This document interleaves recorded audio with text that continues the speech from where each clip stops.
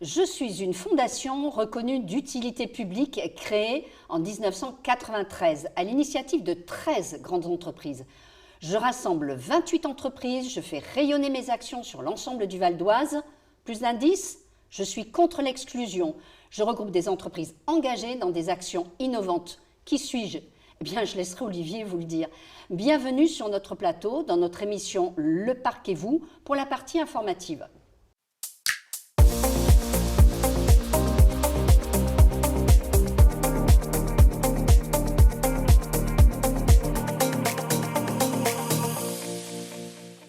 Bonjour Olivier, donc président du Club FAS Val d'Oise. Merci d'avoir accepté notre invitation.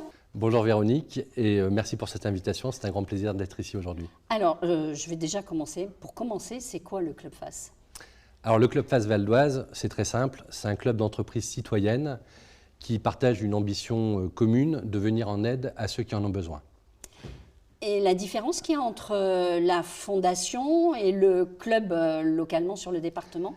Alors la fondation FAS, c'est la fondation Agir contre l'exclusion, qui a été créée, comme tu l'as indiqué dans ton introduction, en 1993 par 13 entreprises, grands groupes français, avec une volonté de se dire les entreprises doivent pouvoir porter des sujets sociétaux. Des projets. Voilà, des projets, et s'engager pour contribuer à l'effort national. Alors la fondation est d'utilité publique, comme je l'ai précisé, et le Club FAS localement. C'est une association loi 1901, donc reconnue d'intérêt général. Reconnue d'intérêt général. Quels sont les principaux objectifs localement sur le 95 du Club FAS ? Alors, le Club FAS Val d'Oise, avec ses entreprises partenaires, agit sur deux axes principaux. L'un, l'éducation, et le second, l'emploi. Tu peux nous donner quelques exemples concrets ? Par exemple, quand tu dis l'éducation, votre action va consister, vos actions vont consister en quoi ? Donc là, on va envoyer nos entreprises partenaires, des représentants, donc des chefs d'entreprise, des DRH, des cadres, y compris des opérateurs d'entreprise, dans les collèges, dans les lycées, pour parler de leur métier, de leur filière, des produits qu'ils fabriquent, pour montrer que l'industrie, c'est bien plus séduisant que ce qu'on peut en entendre parler. Oui. Voilà, et que tout le monde y a sa place. Donc ça, c'est un point qui est vraiment important, c'est qu'on veut porter le message auprès des jeunes qu'il y a de la mixité dans les entreprises, qu'il y a de la place pour tout le monde, quel que soit son niveau. Il n'y a pas que des ingénieurs dans les entreprises, on a besoin de tout le monde. On porte des valeurs de laïcité également, de respect. Et donc ça, c'est important de l'incarner par des professionnels qui sont en fonction et qui peuvent répondre aux questions des jeunes aussi et parler de leur métier avec passion. Parce qu'en général, celui qui vit la chose va la partager beaucoup mieux que les autres. Et sur l'autre volet dont tu parlais, emploi, est-ce qu'il y a des actions particulières ? Alors on a des actions phares, des actions spécifiques, par exemple pour les bénéficiaires du RSA, qu'on va accompagner pour essayer de les remettre en piste, en fait, de servir vraiment de dernière marche pour les ramener dans l'entreprise. On sait que c'est un enjeu qui est extrêmement important. Et donc là, c'est pareil, on a une chargée de mission qui s'en occupe et des professionnels d'entreprise qui vont pouvoir contribuer pour rendre cette chose possible. Donc on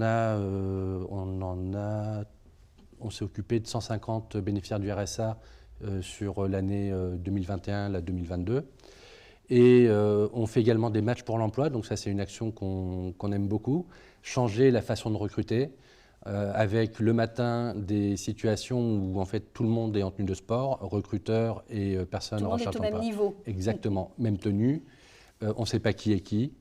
Donc très intéressant. On en profite pour faire de la sensibilisation au handicap, donc avec l'équipe par exemple d'Argenteuil de handi-basket. Et on va mettre des valides dans les fauteuils pour jouer au basket avec les professionnels. Donc personne ne reste sur la touche, non, exactement, oui.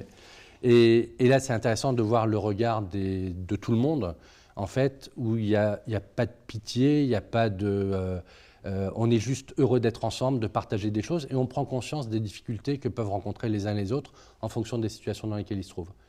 Et des diversités qu'il peut y avoir dans le paysage. Et nous, ce qu'on aime, c'est ça, c'est justement de permettre à chacun de trouver sa place et de cohabiter surtout le mieux possible avec tous ceux qui l'entourent.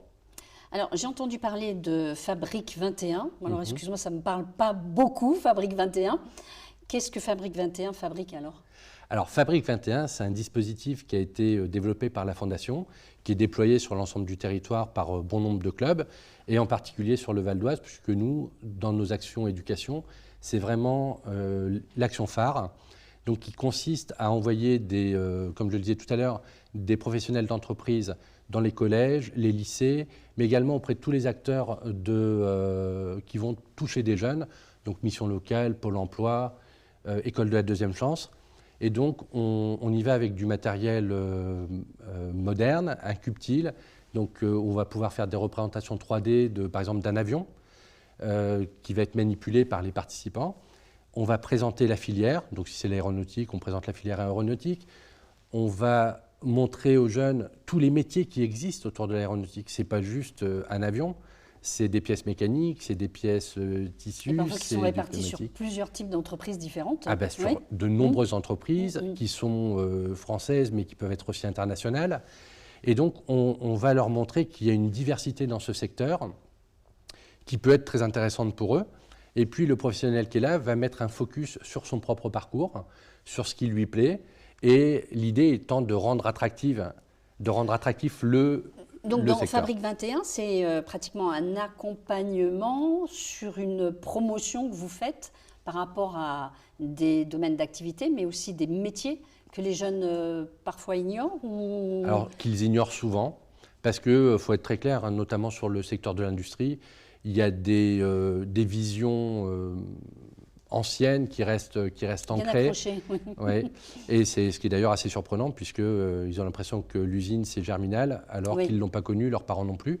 Et donc, nous, on va essayer de leur amener, par des vidéos, par des photos, par des témoignages, une image bien plus moderne de l'entreprise, et pour leur dire, en plus, dans l'industrie, il y a de l'emploi. Parce que les formations, c'est bien, mais les formations doivent conduire à un emploi. Et l'industrie, c'est un excellent vivier pour aller s'épanouir. Donc c'est plus que de l'accompagnement, ce sont des ateliers et de l'accompagnement jusqu'à ce que la personne retrouve un emploi et après vous le lâchez ou il y a une continuité, il y a un suivi derrière? Alors quand on s'adresse aux jeunes dans les collèges et les lycées, l'idée c'est surtout de les aider dans leur orientation. C'est-à-dire qu'ils ne se ferment pas de porte, qu'ils ne se disent pas de toute façon les métiers techniques, les métiers scientifiques, ce n'est pas pour nous, notamment pour les jeunes filles. Oui. On sait qu'on a un gros travail à faire pour attirer les jeunes filles vers les filières scientifiques et techniques. Sur des métiers qu'elles n'imaginent même pas, ou dont on ne leur parle même pas. Alors, on ne leur parle pas, mais c'est surtout qu'il peut y avoir un entourage qui va leur dire « ben non, tu es une fille, tu ne peux pas ouais. ». Et là, notre chance, c'est d'avoir dans notre vivier de partenaires des jeunes femmes qui sont dans l'industrie, à plusieurs niveaux, et qui vont venir témoigner et dire qu'elles s'épanouissent pleinement dans l'industrie, et donc encourager les jeunes filles à y aller également. Donc ça, c'est vraiment magique. J'ai vu qu'il y avait aussi des défis qui étaient organisés. Alors ces défis, ce sont techniques. Les matchs dont tu parlais ou les défis, oui, techniques? Alors non, c'est un autre dispositif. Donc là, toujours dans le cadre de l'éducation. Le défi technique, ça consiste en fait à mettre les jeunes en mode projet, en équipe. Donc c'est un peu comme on le fera en entreprise. Donc on les met par groupe de 4, 5 maximum. Et on va leur lancer un défi en leur disant, par exemple, je parlais de l'aéronautique tout à l'heure, selon vous, comment se déplacera dans les airs dans 50 ans? Et là, ils vont devoir inventer un produit, créer une maquette avec des bouteilles, des cartons, ça va jusqu'à ainsi de suite. Créer une maquette? Oui, tout à fait. Ils vont pitcher leur projet devant la caméra. Ils vont donner un prix, ils vont dire pourquoi ils le font, quel impact ils pensent avoir avec ce produit, à qui c'est destiné, et ainsi de suite. Et puis, ils vont le présenter à des professionnels, un jury de professionnels d'entreprise. Donc, ils vont refaire leur présentation. Les professionnels vont choisir le lauréat de l'établissement dans lequel on se trouve. Ensuite, on a un défi au niveau départemental. Et du départemental, on arrive à un défi national. D'accord, et ça monte, ça va jusqu'au national. Oui, exactement. D'accord. Et là, c'est exceptionnel. Pour l'avoir vécu plusieurs fois, on voit moi, je me rappelle d'une équipe de jeunes filles d'une classe de 4e qui nous avait fait une présentation d'un niveau professionnel. C'était juste bluffant dans leur préparation, dans leur façon de s'exprimer, dans la considération qu'elles avaient des enjeux sociétaux, de la diversité. C'est bluffant. Et en fait, on s'aperçoit que les jeunes sont Besoin d'être motivé, Ouais. d'avoir Et puis d'être mis en situation comme ça, voilà, c'est... et des étincelles dans les yeux. J'ai entendu parler de parrainage, marrainage, de mentor. Bon, au Club Face, c'est sous quelle forme tout ça? Alors, parrainage, marrainage, c'est essentiellement tourné vers des personnes qui souhaitent revenir ou accéder à l'emploi. Donc là, ce qui manque souvent aux personnes, on le voit quand on intervient, par exemple... C'est-à-dire qui sont en RSA et qui ont été... Pas forcément nécessairement. Là, c'est vraiment ouvert à toute personne. Et on va sur des niveaux, ça peut être sans diplôme jusqu'à ingénieur, dans les publics qu'on accompagne. Ce qui manque souvent aux personnes, c'est de la confiance. C'est-à-dire qu'elles ne sont pas préparées. Dans les études, à l'école, on n'est pas préparé à l'accès à l'emploi. On apprend, on accumule des connaissances, mais on n'arrive pas à franchir ce cap. Donc on peut avoir ce cas-là, on peut avoir des personnes qui ont été très éloignées de l'emploi parce qu'elles ont élevé leurs enfants pendant un certain nombre d'années et qu'à un moment donné, elles se disent ben moi j'ai envie de retourner travailler. Et donc c'est compliqué. Où il faut. Oui. Et c'est compliqué. Et donc là, on va avoir un parrain ou une marraine, donc toujours en activité en entreprise, qui va prendre en charge cette personne et créer une relation privilégiée à coup de rendez-vous d'1 heure, 1 heure et demie. Alors ça peut être 2, 3, 5... 10 rendez-vous si nécessaire, pour redonner confiance, discuter du projet, orienter peut-être des fois sur une façon de présenter les choses, comment aborder un entretien quand il y a des trous dans le parcours de X années, comment je fais. Si je suis une jeune maman avec des enfants, comment je suis un peu gêné pour dire... Et donc en fait, on va aborder toutes ces questions, on va proposer notre regard de professionnel pour essayer de les éclairer. Et ensuite, bien sûr, ils le font avec leur personnalité, avec leur volonté, s'ils veulent. Mais on a un taux de réussite et un taux de sortie positif sur ces actions-là qui est de l'ordre de 70%, ce qui est vraiment exceptionnel. Et en fait, entre le premier entretien, le début du premier entretien et la fin du premier entretien, il s'est déjà passé quelque chose. C'est bluffant. Donc ceux qui font ces actions de parrainage, marrainage, en fait, ils ont un reward, enfin ils ont un retour tout de suite positif. Et c'est impressionnant. C'est impressionnant de se dire qu'en donnant 1 heure de son temps, on peut générer autant de choses positives. Et le mentor, alors, lui, il est plutôt destiné... alors déjà, quel est son profil, le mentor? Alors le mentor... il est destiné à faire quoi? Alors le mentor, en fait, c'est une action qui est ouverte, l'action de mentorat est ouverte sur des publics de 7 à 77 ans, mais en pratique, nous, on s'aperçoit que ça s'adresse plutôt aux jeunes, je dirais entre 15 et 25 ans, globalement, qui n'ont pas besoin d'un parrain ou d'une marraine à proprement parler, mais qui ont besoin d'une relation avec une personne qui est en entreprise, qui va pouvoir les aider avec son réseau, qui peut les aider, par exemple, à aborder une situation en entreprise. S'ils sont en apprentissage, bah, des fois, on peut être confronté à des situations difficiles en entreprise, on ne sait pas comment faire, à qui en parler. Donc le mentor, là, il peut apporter ce regard en disant, ben voilà, dans telle situation, moi, je te propose plutôt de regarder les choses sous cet angle-là, puis peut-être d'aller voir ton tuteur et de lui présenter les choses de cette façon. Donc ça peut être ça. Ça peut être recherche de stage, recherche d'alternance pour poursuivre, bénéficier du réseau du mentor. Bah, c'est déjà faire un grand pas vers l'accès à l'emploi. Ouais. Alors, comment on s'y prend pour faire partie du Club Face? Voilà, moi, je veux faire partie demain du Club Face. Beaucoup d'entreprises s'interrogent en disant ce sont des dons, c'est de l'argent, c'est de la présence. Ouais, mais moi, je n'ai pas beaucoup de temps, mais j'ai quand même néanmoins envie de faire quelque chose. Donc, comment s'y prend-on? Et toi, quelque part, qu'est-ce que tu attends des personnes qui frappent à la porte en disant peut-être que... Alors, c'est vraiment très simple. Nous, ce qu'on cherche en premier, c'est des belles énergies. Ce qu'on souhaite, c'est qu'une personne... belle énergie, toi? Quelqu'un qui est prêt à donner de son temps pour les autres, de façon désintéressée. Le Club Face Val d'Oise, ce n'est pas un club d'affaires. C'est vraiment un club d'entreprise qui est là pour donner de son temps pour ceux qui en ont besoin. Donc une belle énergie, pour moi, c'est une énergie désintéressée mais utile. D'accord. Voilà. Alors, pour nous rejoindre, c'est très simple. Prendre contact avec nous. Donc, on peut me contacter moi directement sur LinkedIn. Il y a les coordonnées du club qui sont disponibles également. Et on peut intervenir pour 1 heure si on en a envie. Ça veut dire, par exemple, tu te dis, moi, j'aimerais bien essayer d'aller parler aux jeunes dans un collège ou un lycée ou une école de la deuxième chance. Je serais ravi de le faire. Donc voilà, Olivier, sache que si une action se présente, je suis prête pendant 1 heure, 1 heure et demie à t'accompagner quelque part. Alors si je te dis que je suis disponible qu'1 heure et demie sur toute l'année? Très bien, nous on sera ravis que tu aies pu transformer en action concrète une envie que tu as peut-être depuis de nombreuses années. Voilà, donc peu importe le temps finalement que l'on a, mais enfin c'est difficile à entendre ça. Pourquoi vous avez ce regard un peu différent parce qu'il y a d'autres associations, si tu t'engages pas au minimum sur une semaine dans l'année, pourquoi vous avez ce regard sur le Club Face? Déjà parce que nous, on est des chefs d'entreprise, donc on est conscient des contraintes qu'il y a dans les entreprises et que c'est difficile de dire aujourd'hui, je vais être capable de m'engager X jours par semaine dans l'année qui va venir.